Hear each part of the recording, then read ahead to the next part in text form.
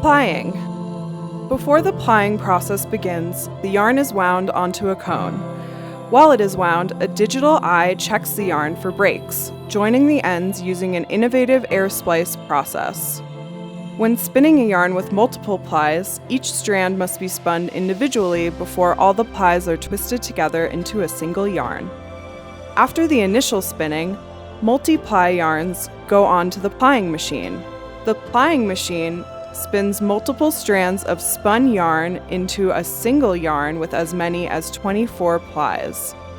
The yarn takes a quick pass through the retwisting machine, and then it is ready for finishing. The yarn is wound into simple hanks, usually weighing 100 grams each. Each hank is tied in 3 places so it stays secure and does not become tangled during the hand dyeing process. The yarn is then steamed to set the twist and bring out the final look of the yarn. The steaming process dictates many of the qualities of the final yarn. Qualities like density, volume, elasticity, and surface texture are all brought to life during the steaming process.